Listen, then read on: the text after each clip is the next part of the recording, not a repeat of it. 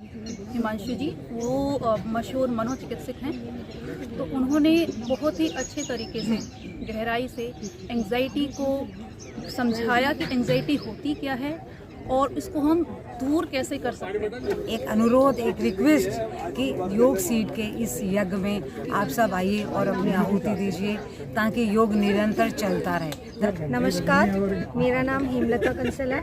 मैं योग सीट से 1 साल से जुड़ी हूँ और मुझे बहुत अच्छा लगता है योग सीट के साथ। मिस्टर राकेश मेहरा योग सीट को निःशुल्क चला रहे हैं। इसमें सभी ट्रस्टीज़ का पूरा साथ है और आज जो ये कैंप लगाया गया है इसमें स्ट्रेस, एंजाइटी और डिप्रेशन के ऊपर बहुत अच्छे चीज़ें समझाई गई, उससे मुझे बहुत ज्ञान मिला। डॉक्टर साहब, आज का सेशन बड़ा अच्छा रहा और ख़ासकर आपकी जो एडवाइस थी, जो आपने प्रैक्टिकली बताया, उसके बारे में और आप क्या कहना चाहेंगे?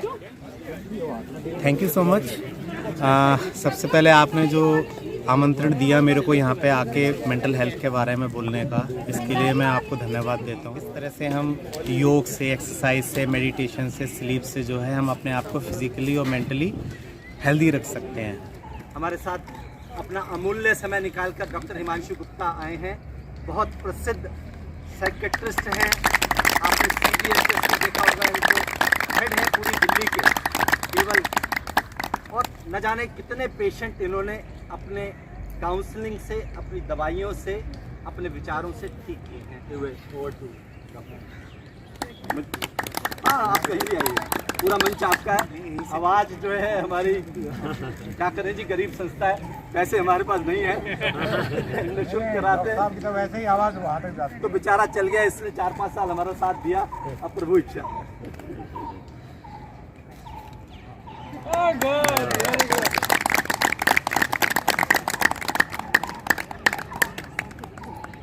पहले कौन डॉक्टर साहब को सुन चुका है?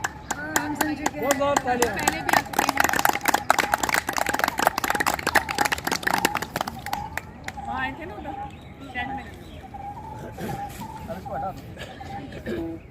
योग सीट को, मेहरा जी को, इन्होंने मेरे को निमंत्रित किया बोलने के लिए, सुनाने के लिए। सुनाना बहुत अच्छा लगता है, सुनना मुश्किल लगता है। तो आप लोग मेरे ऊपर फेवर कर रहे हैं मेरे को सुन के।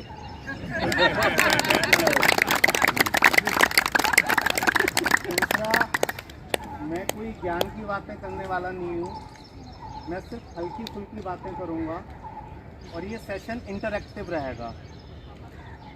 आप में से कोई भी कभी भी हाथ उठा के मुझे रोक सकता है, अपनी बात कह सकता है।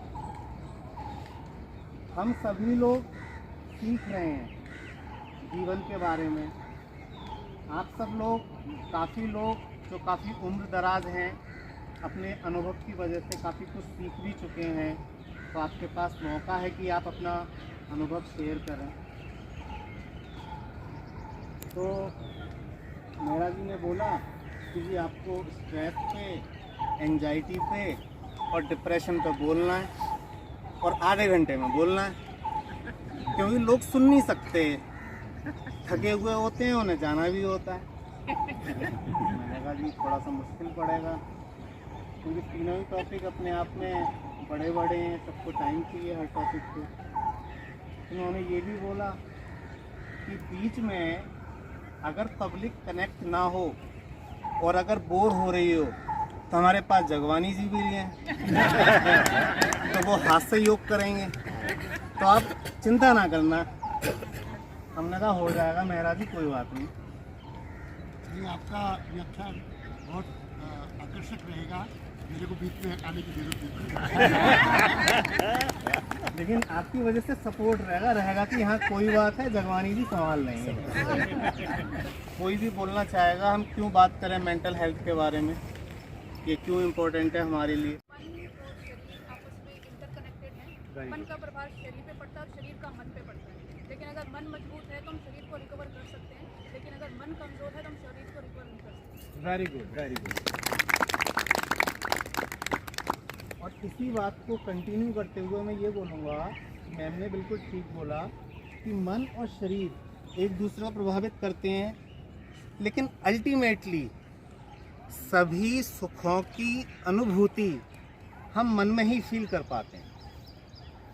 आप चाहे करोड़पति हो, अरबपति हो, आपका शरीर कितना भी सुख हो, आपके घर में कितना भी सुख हो, पर अगर आप के पास वो रिसेप्टर ही नहीं है उस सुख को फील करने के लिए, तो सब कुछ बेकार है। मेंटल हेल्थ में आता है कि आप किस तरह से सोचते हैं, आपका थॉट पैटर्न क्या है। उस थॉट पैटर्न की वजह से आप किस तरह से बिहेव कर रहे हैं, और उस बिहेव करने की वजह से जो कॉन्सिक्वेंस हो रहे हैं, जो परिणाम हो रहे हैं, उसकी वजह से आप कैसा फील कर रहे हैं। इन तीनों चीज़ की वजह से आपकी एक क्वालिटी ऑफ लाइफ रहती है। तो इन तीनों पैरामीटर्स में से किसी में भी डिस्टर्बेंस है आपके थिंकिंग पैटर्न पे, फीलिंग पे, बिहेवियर पे, तो आप अच्छे रह ही नहीं सकते। आप चाहे किसी भी पद पर हो, आपके पास कितना भी धन हो, कितना भी सुख हो। मेंटल हेल्थ आज के समय में जैसे जैसे समय बढ़ रहा है, मेंटल हेल्थ के इश्यूज बढ़ते चले जा रहे हैं। हम एक सोशल एनिमल हैं, हम लोगों को झुंड में रहने की आदत है। हम लोगों का जो एवोल्यूशन हुआ, ह्यूमंस का जो विकास हुआ, उसमें हम करोड़ों अरबों साल जंगल में रहे, एक ग्रुप बना के हम शिकार करते रहे और रहे। तो हमको एक ग्रुप में रहना अच्छा लगता है, लेकिन आज के समय में ग्रुप या फैमिलीज में नहीं है, इंडिविजुअल में, और इंडिविजुअल अकेला रह रहा है, तो वो एक सिक्योरिटी की फीलिंग नहीं आ रही लोगों में। तो ये एक रीज़न है जिसकी वजह से मेंटल हेल्थ के इश्यूज बढ़ते चले जा रहे हैं। योग बहुत ज़्यादा इम्पोर्टेंट है। आप सब लोग जो योग से जुड़े हुए हैं वो बाकी जनरल पब्लिक से काफ़ी आगे हैं मेंटल हेल्थ के लिए। इससे साइंटिफिक क्या क्या रीजंस हैं, योग क्यों करना चाहिए, कोई भी बताना चाहेगा? Just speak.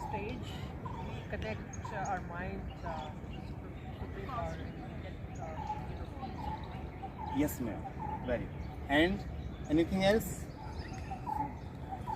जैसे हम डॉक्टर के पास जाते हैं या साइंटिस्ट के पास, कोई चीज़ ऐसी होती है इंटरनल हीलिंग के लिए होती है। मुझे ऐसा लगता है कि योगा से हम इंटरनल हीलिंग कर सकते हैं, तो वो एक दूसरे से जुड़ा है। एब्सोल्युटली मैम, बिल्कुल करेक्ट। मेरा सवाल है साइंटिफिक बेसिस क्या है? Yes sir. जब हम योगा से इन्वॉल्व हो जाते हैं, योगा करते हैं, तो मेरे ख्याल में पीस अनुभव होता है। एब्सोल्युटली पीस अनुभव होती है। तो that directly affects our breathing pattern, तो इससे that's lot of good for body. Absolutely correct. मैं थोड़ा और साइंस की लैंग्वेज में बताता हूँ आपको, आप मेरी बात से रिलेट करेंगे। योग में हम क्या कर रहे हैं? हम डिफरेंट तरह के विभिन्न प्रकार के आसन कर रहे हैं, ठीक है, पोस्चर्स को मेंटेन कर रहे हैं। इससे हमारी बॉडी में फ्लेक्सिबिलिटी आ जाती है। फ्लेक्सिबिलिटी से क्या होता है? पहले इस चीज़ को रोक के मैं एंजाइटी पे आता हूँ। एंजाइटी में क्या होता है, हमारी बॉडी में फाइट और फ्लाइट की फीलिंग आती है, और फाइट और फ्लाइट करने के लिए आपकी मसल्स को थोड़ा कॉन्ट्रैक्ट होना चाहिए, जिससे कि आप भाग सके, भागने के लिए या मारने के लिए। तो आपकी मसल में तनाव रहता है, और उस तनाव की वजह से एंजाइटी बढ़ती है, और एंजाइटी की वजह से वो तनाव बढ़ता है मसल के अंदर का। तो जब आप विभिन्न प्रकार के आसन करते हैं तो मसल जो है फ्लेक्सिबल होती है, उनके अंदर का तनाव कम होता है। जब तनाव कम होता है तो एंजाइटी कम होती है। एंजाइटी का रिलेशन डिप्रेशन में है, ये मैं किसी और दिन बताऊंगा, ज़्यादा समय नहीं लूँगा। तो एक चीज़ फ्लेक्सिबिलिटी बढ़ती है योग का जो साइंटिफिक बेसिस है। दूसरा स्ट्रेंथ। आप कितना भी जिम चले जाएं, आप क्या कर लेंगे, अपने हाथ पैर की मसल्स को कर लेंगे, लेकिन योग में एक आप आसन लेके उसको जो मेंटेन करते हैं उस पोस्चर को, तो आपकी कोर स्ट्रेंथ बढ़ती है। तो ये एक साइंटिफिक बेसिस है। तीसरा, जो प्राणायाम करते हैं, जो आप ब्रीदिंग एक्सरसाइज करते हैं, उससे क्या होता है कि आप जब डीप ब्रीथ करते हैं तो आप अपने फेफड़ों के उन भागों का जिनकी ज़रूरत हमें रूटीनली नहीं होती, हम जब सांस लेते हैं तो जनरली हमारे लंग्स का अपर पोर्शन जो है इसमें आती है ऑक्सीजन, निकल जाती है, नीचे वाले पोर्शन ज़्यादा हम यूज़ नहीं करते। लेकिन प्राणायाम से, डीप ब्रीदिंग से, ब्रीदिंग एक्सरसाइज से आप अपने फेफड़ों के उन भागों का प्रयोग करना शुरू करते हैं जो कि रूटीन आदमी नहीं करता। जब आप अपने लंग्स का बेटर यूज़ करना शुरू करते हैं तो रूटीनली जब आप जाते हैं, रहते हैं, तो आपका ब्रीदिंग रेट कम हो जाता है, आपका कम सांस, कम रेस्पिरेशन लेने में आपका काम हो जाता है। और जब ब्रीदिंग रेट लो होता है तो आप डीप ब्रीदिंग करते हैं तो आप पीस का अनुभव, तीसरा रीजन ये रहा प्राणायाम। चौथा, योग से क्या होता है, हमारी बॉडी में एक स्ट्रेस हार्मोन होता है, इसे हम कॉर्टिसोल कहते हैं, उसका लेवल कम हो जाता है। योग के बारे में बहुत रिसर्च हो रही है और ये बहुत यूजफुल है। आज से सिर्फ 50-100 साल पहले योग करना आपके लिए एक चॉइस थी, आज योग करना आपके लिए मजबूरी है। मैं बताता हूँ, 2 स्पेसेस थे हमारे पास, एक एक्सटर्नल स्पेस।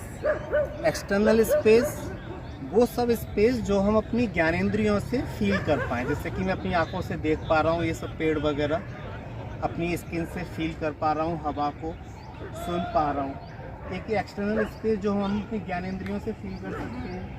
दूसरा इंटरनल स्पेस जो कि हम साधना के समय, मेडिटेशन के समय हम अपने अंदर फील करते हैं। तो वो ऋषि मुनि क्या करते थे, वो बस ये प्रयास करते थे कि वो एक्सटर्नल एनवायरनमेंट को छोड़ के वो थोड़ा इंटरनल जाएं और साधना करें।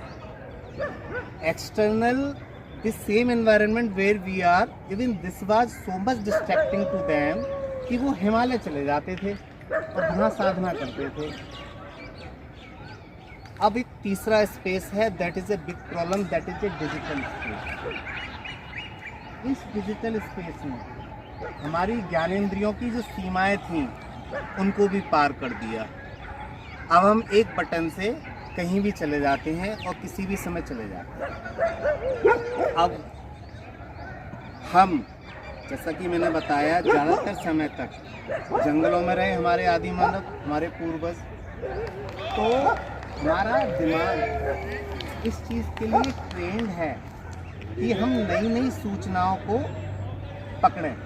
तो हमारा माइंड बड़ा क्यूरियस रहता है कि हम नई नई सूचनाओं को अगर हम प्राप्त करेंगे और एक ग्रुप में रहेंगे तो हम किसी भी खतरे से बच सकते हैं, किसी भी भोजन के स्रोत को प्राप्त कर सकते हैं और अच्छे से रह सकते हैं। तो it is default in our brain that we want to gather new information very quickly, whatever is available.